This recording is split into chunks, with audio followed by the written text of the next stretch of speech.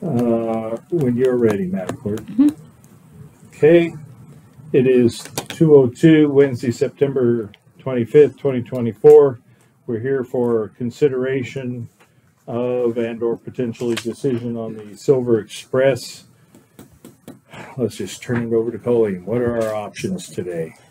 Well, there's still a good array of options, but in my conversations with the Federal Transportation Administration and Idaho Department of Transportation to make sure that we're staying in compliance, because the conversation was around, joining another group or having somebody come in, doing it short term, figuring out what that looks like, the RFP, everything that needs to happen to move into whatever the next phase is. They recommended that we take it in-house, take a chance or take the time to really consider what the options are, what it looks like. They potentially have found some funding to do some studies, but that was their recommendation, is take this opportunity now with us taking it in-house so that we have that control of what it looks like. More opportunities of right. And we can't use what about the people that were previously? No. So there's, the comment was, we would strongly recommend you do not, that you take it in-house. And who said that? Federal Transportation Administration, our regional representative. So I've been at a summit this week, and so I had the opportunity to sit ITD and FTA together. We went through the whole thing and all the ifs and outs. It's not in compliance with procurement. This doesn't constitute an emergency situation, and so we would have to go out to procurement. And so putting that in somebody else's, there's no conflicts with, the funding or anything, but joining them, because they have a joint powers of agreement, we would lose the funding because they already get 5311 funding. And so that would be combining it. So they would take one of the two of them away. And if we go with them, it really doesn't constitute an emergency by federal regulations. So just doing a short term isn't advisable from there. Okay, so what kind of procurement do we have to do? So we have to do the formal, figure out what it looks like, what do we want an operator to do, what the schedule. We have to really be detailed on our system, and then go out to, because it's $150,000+ annual contract. So it's not like 3 bids like we regularly do. No, this is going to be a little more process, and that I'm still figuring out, because they said, well, there's these guidelines, so there's the federal guidelines, and one of the alphabet suits, or FTA or NTD, has some specific procurement guidelines that they want to do. And she says right now it's going to be, you're going to have to allow at least 45 days to complete one. And their recommendation, because of the growth that Idaho in general, but the Silver Valley is seeing, and that we've had this bus system long enough now to have good data, as well as a growth in our county, to understand what it looks like, to really take that opportunity to look at what we need as a community for this bus to move forward, and then do a study is the wrong word, but really do an evaluation. Where are your stops? What's it looking at? Where are you going? Who are you serving? Is this the maximum for the use of the dollars that are going towards it? So by taking it in-house, we keep it seamless. We have the opportunity to really look at what our system is and future planning. We already do. We own the buses. we own those. We own the buses, but they take, the bus company takes the liability. That's what we were talking about the last time. They took all the liability and they weren't happy with it. I think they So now we're going to take the liability. It would be an employment conversation with that, and it's really I mean, from my understanding, not any more liability because we own the equipment, but it's the people. So I would ask your opinion on that as far as the liability aspect from taking on the drivers as employees. Because as far as ICRIMP was concerned, the liability of owning a bus system, it's no big deal. What about being county employees, and now we've got to look at Percy and I've done the numbers on all of that. And it's pretty close to just a straight across. But we have other funding, so there's still nothing that's coming out of county funding to do that. Yeah.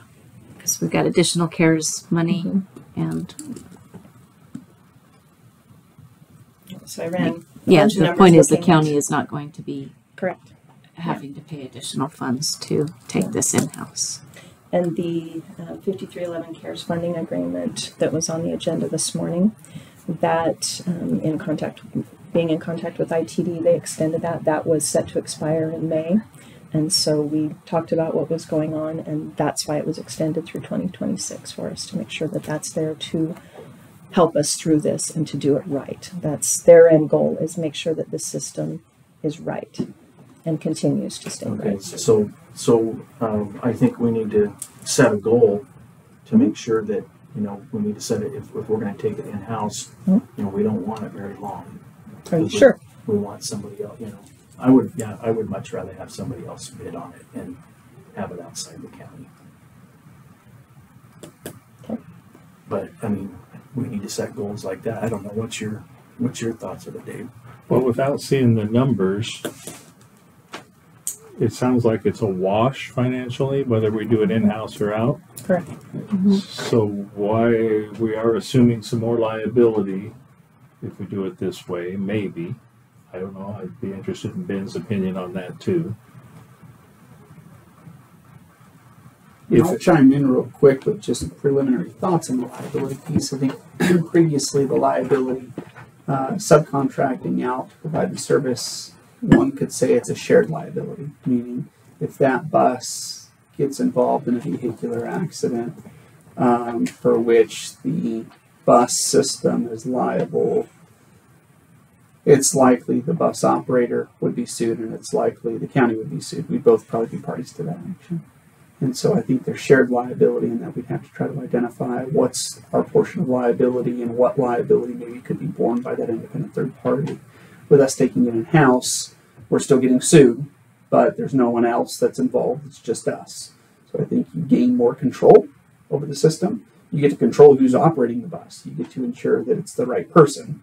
But because you have that control, there's also not an additional party that's involved. And so to that point, I think your liability goes up in exchange for some control. And so before, it wasn't that the county wasn't liable. I would say that it was the county shared liability. And it's between the parties negotiated through the contract to identify how that liability is apportioned out. And that was a big topic of discussion in the contract negotiations, is that our third party wasn't happy with how the liability was being divided between the two parties under the terms of the contract. And so I think that, moving forward, whether the county decides to bring it in-house temporarily, or the county decides to bring it in-house long-term, I think that will likely be a topic that pops back up in negotiations with any third party that you contract with, is identifying who's going to bear what portions of the liability that's attached with this, and what's the dollar amount that's going to come with it, right? So I think that's also what the county saw in really, I don't want to call it the breakdown, but maybe the dead end of negotiations with Northwest Medical Transport. Was Northwest Medical had indicated the amount of money you as a county will need to pay us for us taking all the liability far exceeds what you're willing to pay. And so I think that that's where, Dave's point, looking at the numbers, maybe really that's what it does come down to, because we can certainly go out for bid and we can go through the procurement process on that, but we don't know what those bids are going to look like, right? We might go out for bid and we might find a bid that matches what it cost us, and it might be a wash. And if we're looking at that from the county's perspective, I think Jeff's point certainly rings true. If it's a wash, but one option has less liability, let's go with the option that has less liability if financially it's a wash. Now, if you go through that procurement process and you come back and the cost of operating is, give me a number, Colleen. Cost of operating What is she offered us. $150,000 a year. $150, and your lowest bid to take on all the liability is $300. Well, Yeah. maybe it's worth saving the $150 and taking on the liability. So I think that that's information that we don't have yet, because we don't know what the current market would hold for a contract like this. We know that the current contract we have in place is being terminated. And so obviously it wasn't suitable to the party. Whether or not we can find another third party to fill those shoes of the contract, Yeah. we don't know yet. So I think, I mean, No. they suggested that we take it on for like 6 months, which would give us a good idea of what how it's affecting the county. It's also, I don't want any interruption in the services to our community that highly rely on this. I think it would be a smooth transition, give us a feel for how it's working out in-house, and then a better idea when it comes time to start looking What for. other counties do we know that are doing this, have their own bus system? Kootenai has it through Spot. But somebody else runs it for them, right? It's a joint powers of agreement, so they are the entity, which is Spot is the Dover boundary. I think Bonner is in that. They have 6 or so entities that are in that joint powers. City of Kootenai, I think, is in it too. With this and Post Falls. So Post Falls, CityLink is Post Falls, Kootenai County, and City of Coeur d'Alene. And Hayden is now, because of the growth that's going up there, they're involving Hayden in how do they expand that for that. So that's run through Kootenai County as KMPO, which is known as CityLink. Kootenai Mass Transit. I don't remember exactly what KMPO is, but so that's actually a county entity. Okay. And it's not unusual and it also opens up some doors for additional funding and some planning and things like that. So it's not an unusual thing for a municipality to take on. When If you're they have looking one. at the numbers there, I mean, I understand where we could quickly find a couple bus drivers. We've got those, but Yeah. we'd still have to go out and recruit and train and have somebody that's going to schedule all this. Nope, it's already done. We have someone who's willing to step in. She actually was one of the partners or main people in Northwest Medical Transport. So she was doing logistics as early as January of this year, and knows the system, and she is So we willing to would step in have and do to, it. so we're talking about, as county employees, we'd have to hire somebody to manage the system or Mhm. schedules Mhm. and a couple of drivers. Yes, so we wouldn't have to go out because everybody's willing to stay, and that keeps everything seamless and the community connected with the drivers who know the routes and know everything. So everything stays very efficient. It would be just hiring them as employees or proposing to do 1099. I don't know that would go over real well with the drivers. I know Emma, the admin, she was willing to do a 1099, but hers is 20 hours a week or so. So she is, which is basically just the admin part of it that was being already built out through Northwest Medical Transport. She would do that. And it comes in a little bit more, but again, when I moved all the numbers around and compared what we're billing, what we're looking at versus how it would be moved, and then shifting where we report money that changes the match on it. So we have three buckets in the funding. There's the admin, ops, and preventive maintenance. Each one of them has a different match. It's ridiculous, but we can move some of that funding around. And that was another thing I verified with ITD is how we report some of those and what bucket those go into to put them in a lower match bucket. So again, that increases those dollars that stay in the county because there's less match required from that. But what it came down to is we were given $224,000 a year is the amount that is the grant has funded. By moving these around, hiring the admin in-house and the drivers in-house, and that's two drivers and a temporary or the fill-in driver. And I figured them out, their wages fully benefited, highest possible with full family benefits. We still come in at 234. So that 190 that we have in CARES will take care of that with no problem. Do we need facilities? Nope. I mean, where does this lady gonna work, and where do these drivers go when they're not driving? And who does the bus maintenance? So the drivers do the bus maintenance. They keep on top of that. They let us know that we already get all of that through, like Tom's Auto does the maintenance for them. The gas station is the Kingston stop where that's where they're housed. There's a storage unit there where all the spare tires and the parts and everything is. So basically our facility is the gas station. That's their start and stop point. That's the storage. That's the fueling facility, because that's the beginning So we and need a ending. contract with them? No. The gas station just does that? That was, go ahead. We do get, there was a storage fee billed. Yeah, it's $50 a month. Yeah, a month for the storage of the items we need for the buses. And then there's I think, regular schedule maintenance program, because we get regular maintenance bills.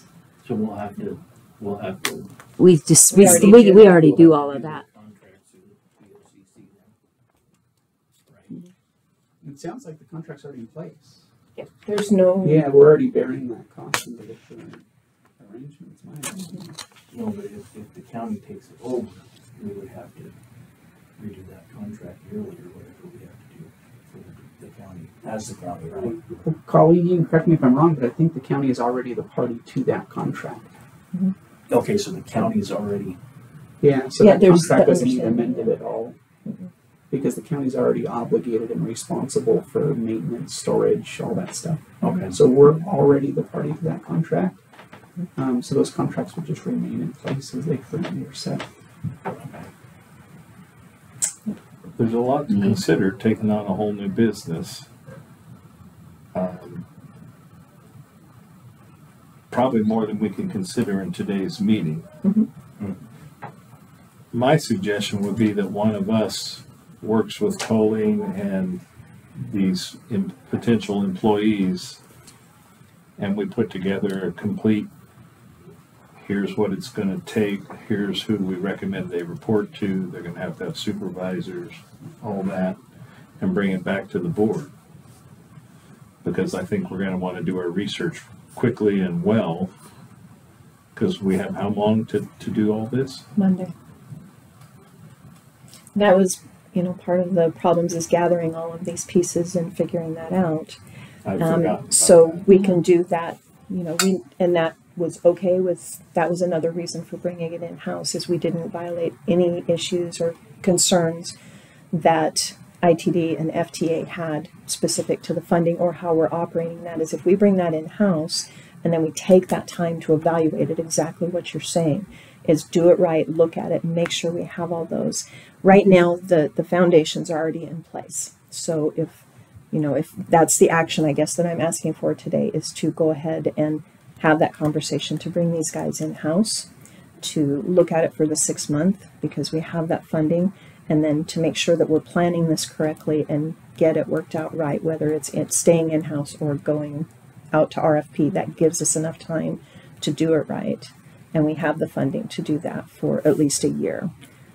And we're staying in compliance with everything that's in place already. And we're not Do we have to causing open the budget? disruption. No. No, it's already, It's it's all its own grant fund. funding. And all of the match that's coming out of it has already been pre-approved to come through LATCF. We will have to open the budget to put new employees in. No, It's 'cause they're not being in the paid for budget. by this. They're paid for through the 5311 grant. And their benefits and everything. Yeah, and I ran all the numbers on the spreadsheet so that I knew what Percy and the benefits and everything would be for the dollar amount that they're paid. They're paid $17 right now, but due for a raise. So I put them at $18 an hour. I put them at 40 hours a week, full family benefits, and did a best case, worst case scenario. And so that worst case, where it was, having the admin as an employee but fully benefited, as well as the cost of the phone, the GPS that would have to be, we would have to pay for those.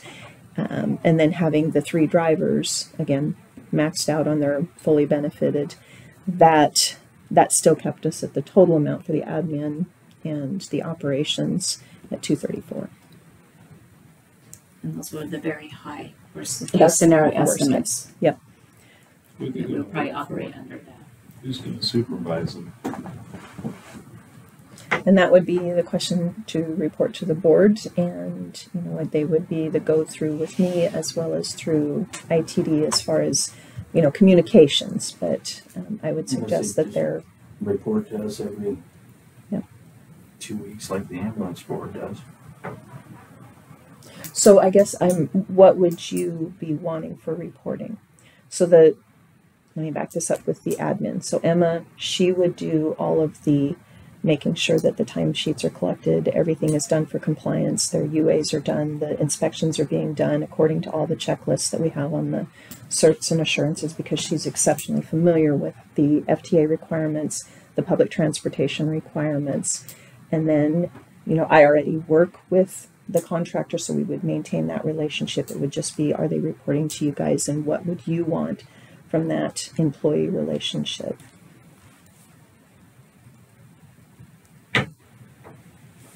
Well,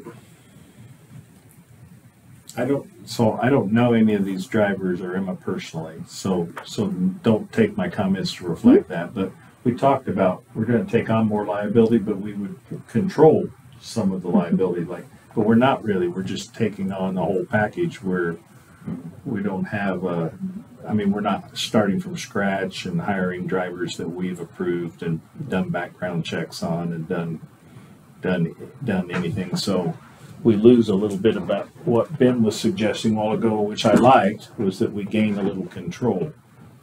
In the short term, we don't.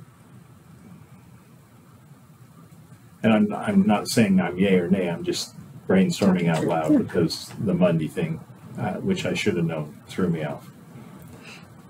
And if we don't do something by Monday, we just lose our bus service. And currently it's scheduled out through mid-November for the paratransit and Coeur d'Alene routes for medical. A lot of people rely on that to get to their medical. Mm-hmm. So I absolutely understand the importance of the system. And if we did, I don't know if ITD would allow us to keep that funding. Right. So our funding it's like most of the earth is actually collapsing if we don't do this by Monday. And it's not something we have to keep in-house if it's not. Right. It gives us time to take a really good look at the scenario. And I think we're at a point where we have to do it right now in order to keep it in good standing. And then I think maybe for a while have them come and report to us every 2 weeks or every week, just so that we know what's going on, so we can ask questions. Or we could appoint one commissioner to be the go-between like we do some of the other things and bring it back to us and kind of act as their point of contact or whatever we call it. Or we could do both, but I'm just worried about being too hands-off. That's what I'm saying, is if they come in, we can have them report for a while, and then when we all get the hang of it, I think that's. And I think the drivers, just in the conversations, I think they would appreciate, feeling that support from you guys as well. They already feel very supported by the county and the commissioners, but having that hands-on where it's a little more personal. They're all about being personal with the community. Mr. Chair, I think from an HR perspective, even if you have all of the employees report together initially and help you guys as a board gain a better understanding of their operations, longer term, I think you're going to want a hierarchy where you have one individual within that group that's responsible for the management of the rest, whether that's Emma, and that role is appropriate for it, or somebody else. I think you guys, from an HR perspective, are going to want a supervisor for that employee pool. Which could be put under another existing department. It could be. You can put them under Public Works or something and make Put it under Sydney's department. Sydney would like that was Henry. Screw up his notes. All right, so what action do we have to take today? We have to vote yes or no to take this thing in-house for the short term while we explore the long term. And if we said yes, then who's going to do what by Monday? So I would work with Tammy and the clerk's office to make sure that we had everything done for the hiring packets, have the conversations with the drivers, because we do have some time. They get their final check on Monday. And move them to in-house employees. Everything else is pretty much just a turnkey. We already have all of the routes set up. We have all the information online. So the operational side of it is seamless. There's nothing that's going to be interrupted on that side. It would be just basically the HR stuff that. Do we get in any Something to trouble do. hiring without advertising? Patches are turnkey, like they said. because- Yeah, I don't think you have any liability in that. You can hire as you choose as a government entity. In this instance, realistically speaking, I think the important piece is you're going to want to designate somebody that has the authority to sign on behalf of the county anything related to employment that's going to be necessary between now and Monday. And so, if that's one of you, 3 commissioners appointing one of you to move forward with signing authority to effectuate the hiring that's necessary to bring these employees on board, I think you're covered in that regard. I don't mind doing it. I've been on this since we started. And then the new one that comes in can take over in January or see where we're at that point. Okay. Is there room in the budget to get her a bus driving hat for Tracy? I will make that happen. Okay. That would be one of my requirements. Well, then at this point, I guess I would entertain a motion to bring this in-house and hire these 3 people, or 4 people, while we study out our long-term solutions. And keep it running smooth, and to reiterate to the community, it's not coming out of the county funds. It's coming out of their state funds and that. Yeah. Yeah, they're federal. Okay, I'll entertain that motion. Anybody want to make a motion? So moved. I'll second it. Seconded. Any last discussion? No. All in favor? Aye. Aye. Motion carries. Thank you. Okay. Thank you for all the extra work trying to, in addition to writing grants, save our bus. So appreciate that. Yes, she Let's did a lot of open work. it For, do we have any comments from the prosecutor? Anything else? Nothing additional. I think that you guys have already noted your goal of expediting bringing these employees in and getting a better understanding of their operations.